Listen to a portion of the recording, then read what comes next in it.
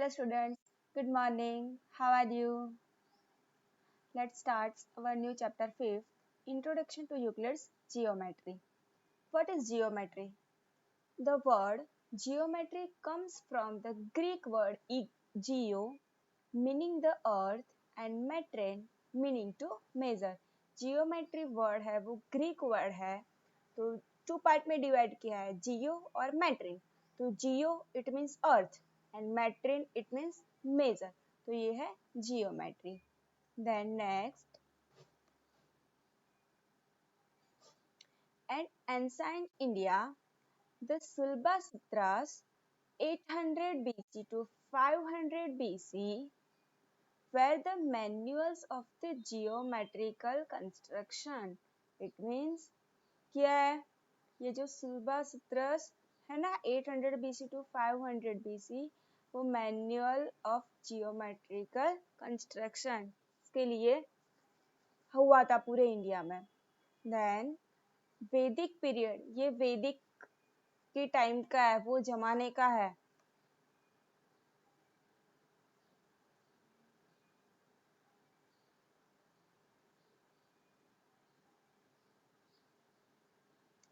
The Greeks were interested in establishing the truth of the statements they discover using deductive reasoning. क्या है यहाँ पे, ये Greek लोगों की वजह से ये प्रूफ हो पाया है. देन अ ग्रीक मैथमेटिशियन कौन है? थेल्स. क्या नाम है? Thales is credited with giving first non proof. इसका जो फर्स्ट प्रूफ दिया था वो है मैथमेटिशियन जिसका नाम है थेल्स, और वो ग्रीक मैथमेटिशियन है. This proof was the statement that a circle is bisected by a diameter. उन्होंने क्या प्रूफ किया था? Cut into two equal parts. उन्होंने सर्कल प्रूव किया था कि जो सर्कल है वो टू इक्वल पार्ट्स में कट हो सकता है, टू इक्वल पार्ट्स में कट हो रहा है. तो वो कहाँ से? डायमीटर से वो इक्वल पार्ट्स में बाइसेक्ट हो रहा है, कट हो रहा है. One of the Thales most famous pupils was Pythagoras. मतलब उनका एक बहुत फेमस स्टूडेंट है जो पाइथागोरस है, whom you have heard about. Pythagoras and his group discovered many geometrical properties and developed theory of geometry to a great extent. Pythagoras और उनके group वालों ने क्या किया था? जियोमेट्रिक प्रॉपर्टीज डेवलप किया था जो जियोमेट्री को आगे ले जा सकता है. Okay. At the time, Euclid, a teacher of mathematics at Alexandria in Egypt, collected all known work and arranged in his famous treatise. क्या है यहाँ पे कि यूक्लिड जो है वो टीचर था मैथमेटिक्स के, वो मैथमेटिक्स के टीचर थे अलेक्जेंड्रिया में जो इजिप्ट में है. Okay. It's called elements. He divided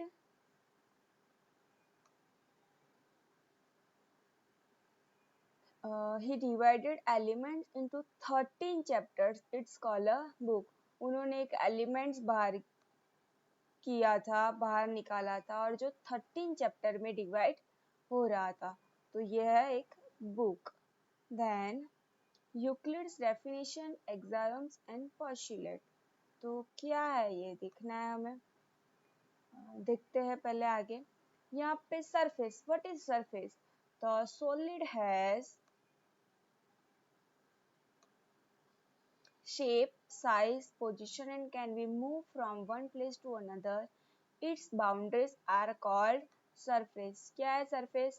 solid है कोई, जैसे शेप है, साइज है, पोजीशन है, और वो एक प्लेस से दूसरी प्लेस पे मूव कर रहा है. तो जो बाउंड्रीज है वो बाउंड्री को क्या बोलते हो आप? Surface. Then the boundaries of the surface are curves और स्ट्रेट लाइन. सरफेस की जो बाउंड्री है वो कैसी होती है? स्ट्रेट लाइन और कर्व्स, दोनों में से कोई भी एक है. और this lines and in points. अगर कोई लाइन है स्ट्रेट लाइन, तो एंड में क्या होता है? पॉइंट्स होता है. Okay. Then consider three steps from solid points, solid surface lines points. In each step, we lost to one extent also called a dimension. It means कि आपके पास solid है, surface है, line है, points है, तो ये सबके कुछ ना कुछ dimension होते हैं जिसे आप measure कर सकते हो.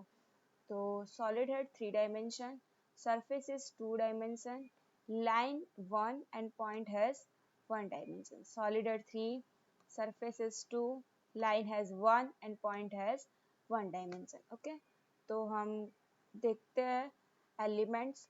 First, a point is that which has no part. कोई भी एक point है, ये मैंने point किया, कोई part नहीं है. A line is breadthless length. आप लाइन को आगे तक लेंथ मेजर नहीं कर सकते हो, बहुत आगे तक एक्सटेंड कर सकते हो. The ends of a line are points. ये जो लाइन है, ये जो एंड है, ये लाइन का मैंने एंड बनाया, तो ये दोनों पॉइंट है.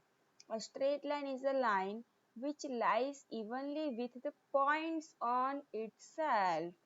A surface that which has length and breadth only. Surface में क्या होता है? Length and breadth. The edges of a surface are line. Surface है कोई भी, तो ये side से बनता है. Edges it means sides. A plane surface is a surface which lies evenly with the straight line on self. Plane surface है तो straight line से बनता है. Okay.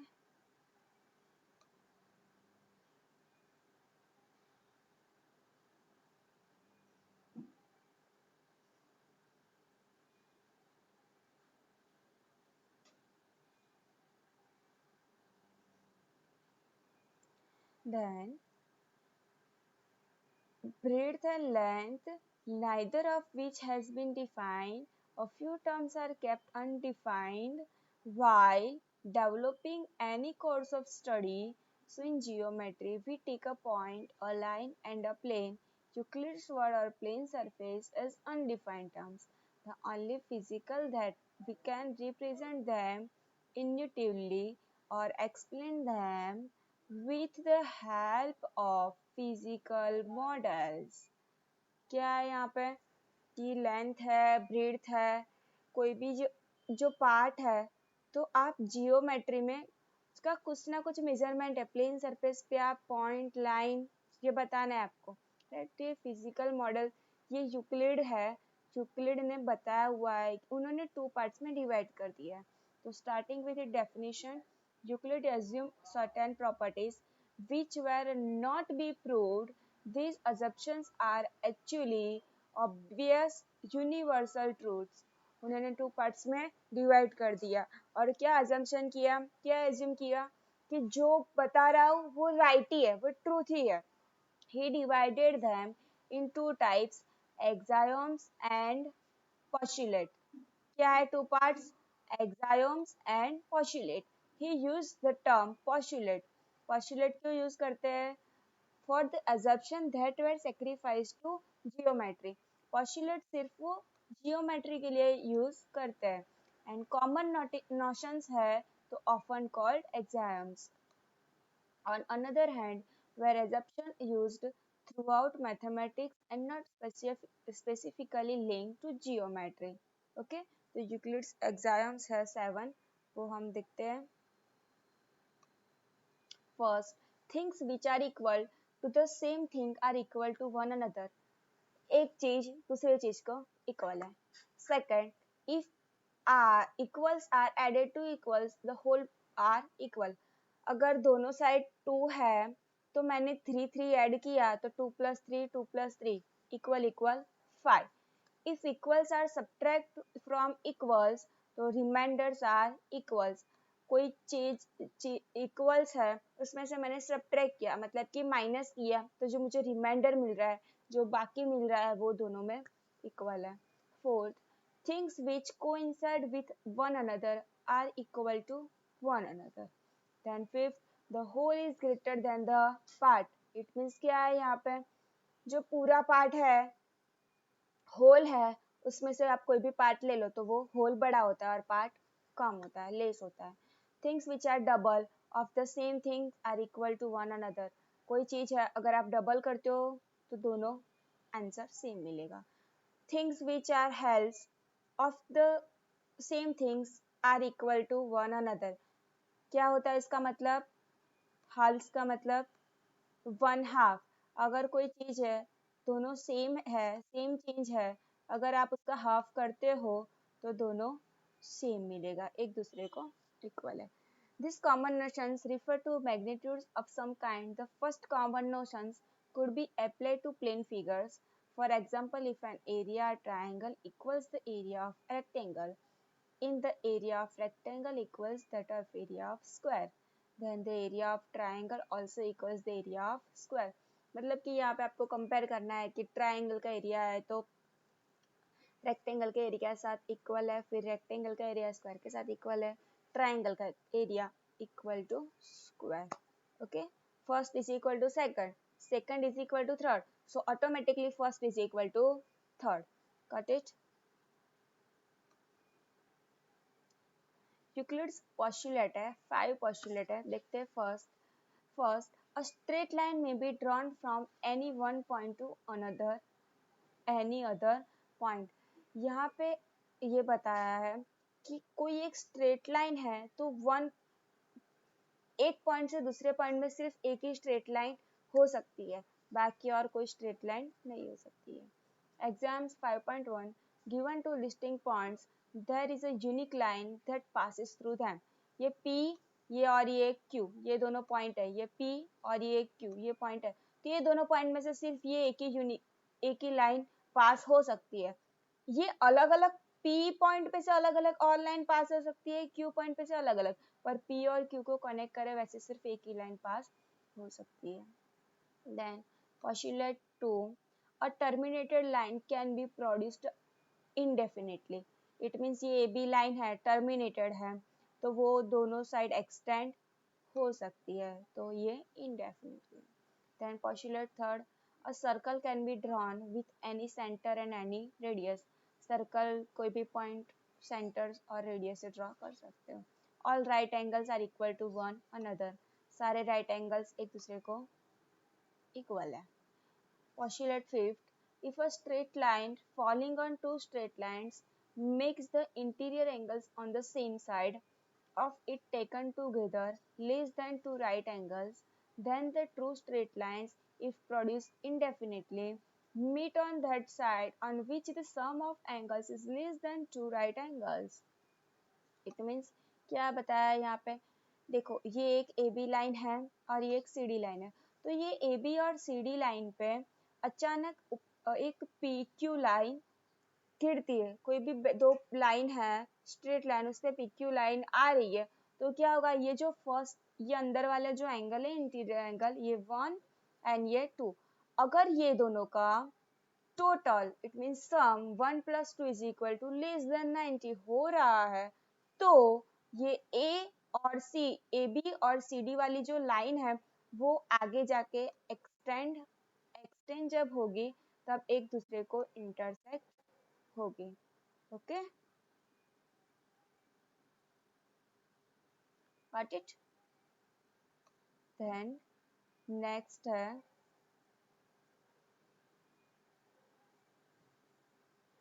एग्जाम्पल है, देखते हैं first example. If A B and C are 3 points on a line and B lies between A and C, then prove that A B plus B C is equal to A C. आपको बताना है कि A B plus B C is equal to A C हो रहा है, तो देखते हैं।